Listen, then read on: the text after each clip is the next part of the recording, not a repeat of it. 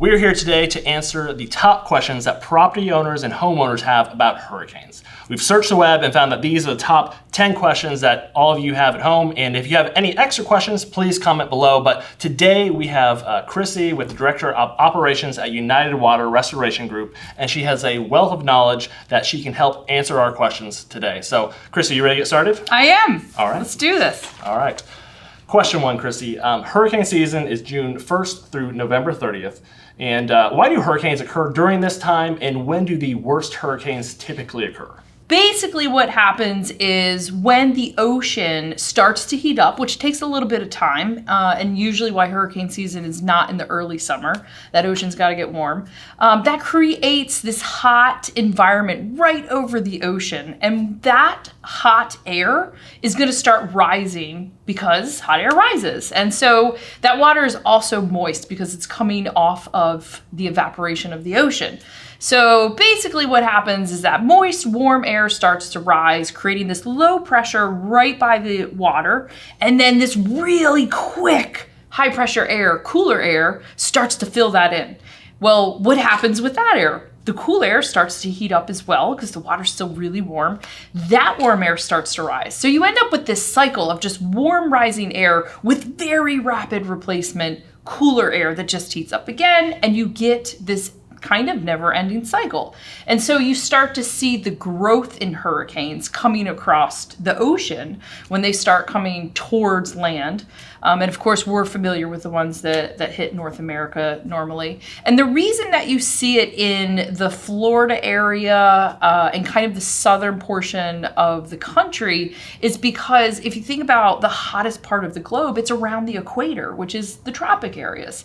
And so that's why you really see hurricanes forming in that area, Central America, lower North America, because that water in the ocean is getting the hottest. And that's also why you see hurricanes don't kind of slow down until they hit land, because the entire time they're on the ocean, they're just constantly regenerating. Yeah, fueling up the entire time. Yeah, the entire time. And so that's why you see the season kind of start midsummer to kind of late summer because that ocean's got to get hot. Yep. But then also why you see some hurricanes coming in when we would think it's not hot out. If you turn the stove off right away, that water doesn't cool down immediately. It still has some energy in it. And that's the same way as the ocean. So that's why we see it kind of midsummer all the way through November. And of course, as the climate changes, if we get a really hot summer and a significantly warmer fall, you can see those hurricanes going even longer. Excellent. And so do we have maybe 2 to 3 months that we see the most intense hurricanes? Yeah, so again, that kind of goes back to the weather in that year. It really, if we have a super hot summer, if it starts to get warm sooner than it normally does, that's when you're going to see the energy within the ocean just being a lot bigger, I guess, and when you can see those really big hurricanes come in. Awesome, thank you. Yep. Very elaborate. All right, Chrissy, question number 2. What should you do before a hurricane? I'll answer this question in kind of the larger terms. There's really 4 major concerns when you hear a hurricane is coming your direction. So first, if you are in the path of the hurricane, really to any extent, you want to think about these 4 things because a hurricane can change direction very quickly, which a lot of us have seen, especially in the Florida area. But you really, the kind of major overlying concerns are flooding, structural damage, loss of power, and personal well-being.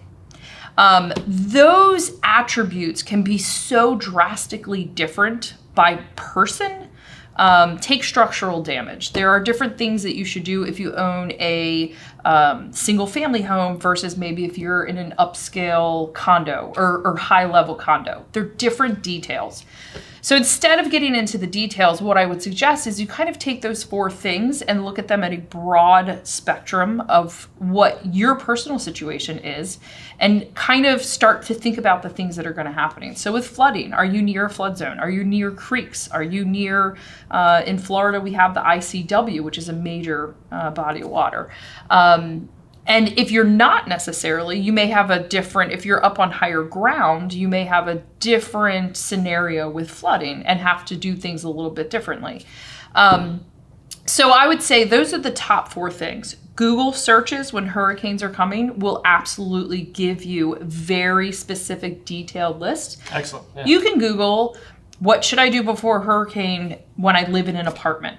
But kind of whole scale, those are the things you should be thinking about. Flooding, structural damage, loss of power, and personal well-being. And what should I do to kind of prevent them the best that I can? If it happens, what should I do? I will say in terms of personal well-being, there are some very important things that you should do. If you are in an evacuation zone, you should evacuate. There's no reason to stay if you've been informed to evacuate, so get out. If for some reason you could not evacuate, even though you were in an evacuation zone, or you decided not to evacuate, and maybe let's say it turned, pretty late and you weren't expecting it. Personal well-being, think of things like your cell phone. You want to be able to contact whether it's the authorities immediately or even just the ones that you care about and your family to let them know after it's over. Things like medical kits, you want to have that. The important stuff, if anybody within your household is on medication, that's something to make sure you know where it is, it's in a safe place. If your medication is refrigerated, that is something to think about well ahead of the storm. Important documentations, things like marriage certificates, IDs, deeds to homes and cars and things of that nature. Important documentation is something that you would want to put up in a safe place before the hurricane. But again, I can't stress enough, everybody's scenario is very different, but they generally seem to fall in one of those 4 issues: flooding, structural damage, loss of power, personal well-being. Excellent. That was very thorough, and yeah, that makes a lot of sense. It depends on who you are, where you are, and what's going on, and how that storm's going to hit you. And exactly. Like you said, Googling it beforehand will give you a lot of information because those storms change so rapidly. Yep. And there's so many people that put out these lists that it's so accessible now that if you just need kind of, a reminder of what specifically I should do, it's very easy to get those types of lists. All right, Chrissy, so you've told us what to do before a hurricane. Let's say that somebody gets stuck or they decide to stay. What do they do during a hurricane if they're in the path of the storm? Good question. So the first thing you want to think about really is your safety. In terms of preparation for all the important stuff, this is not the time to worry about that. So safety becomes the number 1 priority. You really want to hunker down. You want to be in a structure. You don't want to be near windows and things that, if there is structural damage, that you could be affected by that. So hunker down in a safe place, kind of center of your house is a good place. Just avoid windows and things like that. The next thing that you want to kind of think about if you're in the hurricane is flash flooding. Flash flooding can be a major problem in hurricane events. And so you need to understand that if water starts coming into your home, now it is really time to sit down and think about a serious action plan. We've seen the news footage of people on their roofs. They were people that probably were not expecting to have to be evacuated and ended up in that scenario. It may sound silly, but you want to think about that. If I were to be stuck here and water starts coming in, you can't necessarily walk out the front door. Think about an evacuation route so that you have some type of preparedness that if you do find yourself stuck, that you can get to the highest ground possible. Because flash flooding can be a big deal in hurricanes. The other piece, which will probably affect more individuals than the severe flash flooding, is really just some water. Maybe it's a couple inches of water, 6 inches of water. You really do not want to find yourself kind of wading, standing, walking, swimming in that water. That water can pose a risk. It's been known that as little as 6 inches can wipe somebody off their feet. And then you start getting into things like a foot of water, which can accumulate really fast during hurricanes. Yeah. That you can start getting into drowning scenarios. So you do not want to find yourself standing, walking, swimming, running, anything in that water, because you never know where there's going to be a riptide or a current, essentially. Even if it's coming down the street of your neighborhood, that water is moving fast and it's going to create its own currents. And so you really do not want to be in a position of trying to walk, swim, run, or anything in that water. All right, Chrissy, so you've told us about what you do before a hurricane, during a hurricane. Of course, number 4, what should you do after a hurricane? So if I speak to kind of in general, what should you do? One, first and foremost, your well-being, those in your household and those that you care for. Kind of take a look at yourself. Am I okay? Cuts, bruises, am I okay? As well as those that you care for. If something is wrong, call the authorities. If everything's okay, then you kind of move to the next piece, which is damages and things of that nature. There are a lot of hazards that present themselves after a hurricane. One of them is electrocution. We have just been through a storm that is dominated by water, and we all know that power and water do not like each other. And if you get in between the two of them, you're not going to end up well in that fight. You're going to end up electrocuted. So you really want to avoid power lines, even just power cords in your house. Even things as basic as power strips, you really want to avoid them if there was any possibility of them getting wet. So being aware of electricity concerns after a hurricane is definitely a top priority. So treat pretty much any unknown water source as potentially dangerous. Yeah, and way more reasons than just the electrical concerns. Another reason for that is things like wildlife and bacteria that can be in this water. When I say wildlife, I'm really kind of talking about things like snakes. They absolutely have the potential to be in this water. And it's not necessarily something that you may want to kind of start to deal with after a hurricane. So you got to be careful of that.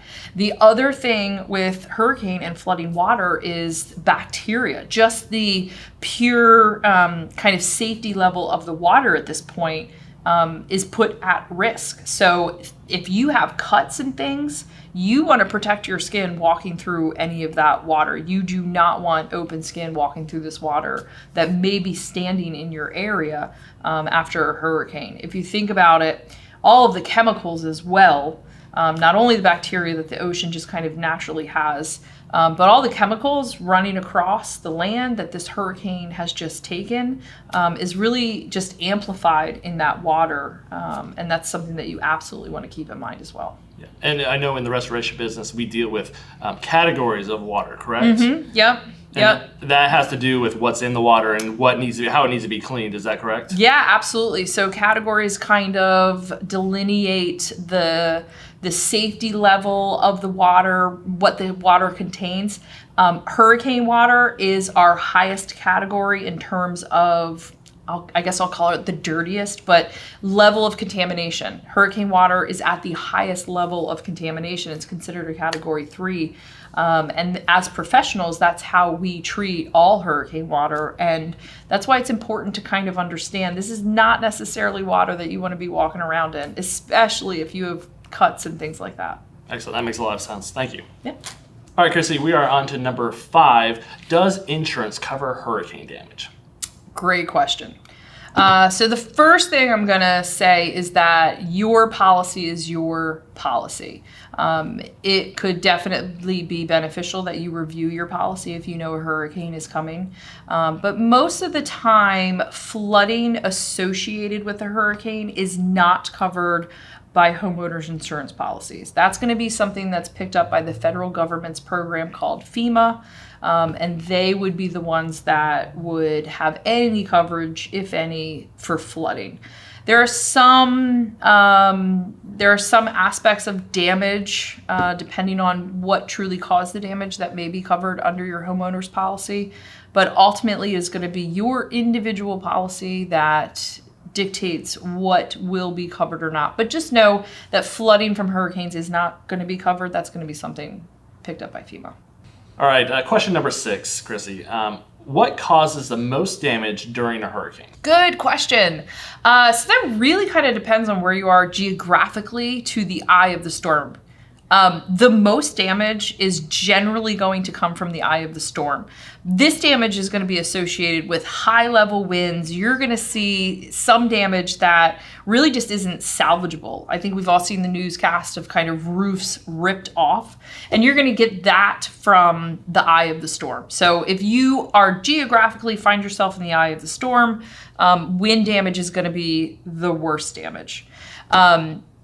If you find yourself kind of on the coast, that's where we generally see the worst storm surges. That water just pushing off the ocean into the land. If you're on the fringe and a little bit inland, you're really most likely going to see intrusion water where, maybe it isn't major flooding, but there's enough flooding, your yard's starting to collect the water, and now maybe it starts to come into your home. That being that the water's now intruding your house, but it's not necessarily a flash flood or storm surge. And even that level of water in your home is something that has to be addressed. So again, with the hurricane, you're facing so many different factors. So the worst damage, it can vary. The closer you are to the water, the higher risk you have of that storm surge because it's coming right off the ocean. And the winds from that hurricane are really just kind of barreling through, causing this water to push out and certainly come on land. And so if you are near the coast, storm surge may be your biggest concern for the amount of damage. Excellent. Follow-up question. When the water gets pulled out, sometimes before a storm, a hurricane, what is that considered? That's not a storm surge, but what is that? It is essentially the energy that we were talking about after your first question. It really is the energy pulling into the hurricane to make it bigger. I won't go into too much science, but there is a very specific name for what that happens. But it's all about that hurricane forming and getting its energy and really just kind of recirculating itself. And the danger with that is it sucks it all in. It's going to come back. It's coming back. Coming back. Yeah. Yeah. Typically stronger and widespread. I'm not a meteorologist, but because it can act so differently, it's hard to kind of put any generalizations, but it is all coming back, and it generally is coming back faster and harder. Absolutely. All right. So Chrissy, number 7, what should you do if your house floods during a hurricane? So we've really already addressed all the safety concerns, and those are things that you should absolutely take into account. One thing that I will say is during this period, especially in storms that have widespread damage, as professionals in the community, I think the best thing I'd like to convey is that we are going to be overwhelmed. We are trying to get out there and help as many people as possible. But when a storm like a hurricane comes in and really just kind of takes out and causes damage in multiple neighborhoods, there's only so much of us professionally in this industry, and we're going to do the best that we can. So I would say you should absolutely be reaching out to the professionals, even if it is just for an inspection, to ensure that your most valuable asset has been looked over after a major storm. But please, I would ask to be patient with all of the professionals in this industry, as we will be overwhelmed. Just know that all of us in this industry are trying to get to everybody as soon as we can. What about taking care of yourself? So you have flooded items, you have potentially baseboards that are flooded. Should you be touching that yourself? Yeah, so generally we like to tell you that we're the professionals, we can take care of this. During a storm, if you can do it safely, absolutely. Again, these large storms that have just widespread damage, because our industry does become so overwhelmed. If you feel like you have the capabilities physically and you can do it safely, if there are things that are very clearly damaged, Yes, feel free, take them out. Generally, you can take them out by your curb. I absolutely will say again, it is important to review your policy if you are assuming that this is going to be covered by insurance, things of that nature. I certainly don't want a blanket statement that there is this coverage for everyone. So I do want to make sure I make it clear that you should take care of your house. You have a responsibility to take care of your house. If you can kind of get those very clear damaged things out, go ahead and do it. If you have any concerns about that at all, call your local professional in the restoration industry, and we'll be happy to come out as soon as we can during these events to help you. Thank you. All right, Chrissy, question number 8. What categories of hurricanes should homeowners be worried about? I personally am a homeowner as well, and quite frankly, it's my largest asset. I'm going to be concerned about any level of storm, even down to a tropical storm that may be coming my way. And what I'm going to do is kind of globally look at those factors that we talked about, which is structural, flooding, loss of power, and my own well-being. And I'm going to even, like I said, on tropical storms, kind of address what could happen, and if it does happen, what am I going to do? But with hurricanes, again, because we've seen them shift so easily, you really never know when the damage is going to come with any category, because you really never know what can happen. There can be storm surges even with Cat 1s. There can be storm surges with tropical storms. You can get these wind gusts even within tropical storms that can cause significant damage to your property. So being that, generally speaking, homeowners, that is their largest asset, it's something that they want to take care of no matter what storm. Now, what I will say is when you get into category 4 and 5, that's when you better start getting into preparation mode, because those are the big boys that are coming. Excellent, excellent. And I know we've seen some slow-moving storms that might look small and unassuming, but they can dump quite a bit of water, and over a slow amount of time that it moves over your house, that can cause quite a bit of damage, right? Yeah, really good point. So the slow-moving hurricanes that are still out in the ocean, that's actually just recharging their battery even more, because they have that capability of just constantly pulling in that warm, moist air that creates that cycle. And so when they are slow moving, maybe right now it's a Cat 1, however, it is just hanging out right off the coast on the water, and it's actually just getting more powerful and more powerful. So they can very quickly change in degree of category, but like you had said, even a small storm can just dump a lot of rain in your area, which we've seen just rainstorms cause issues to homeowners' property and cause water damage. So any storm really is something you should be looking out for as a responsible homeowner. All right, Chrissy, question number 9. How does FEMA help with hurricane damage, if at all? Yeah, so the aftermath of a storm is really left up to the individuals in that community and the professionals that are a part of that community. Those are really the ones that are going to get it done. But FEMA absolutely can insist with some coverage. It will be limited coverage if there is coverage, but it's really going to be the members of that local community that are going to step up and take care of the storm. And I know that people will sometimes get paid through FEMA in large catastrophic events. When does that kick in? Is there a specific answer for when and how much money comes from FEMA for support for people in large catastrophic events?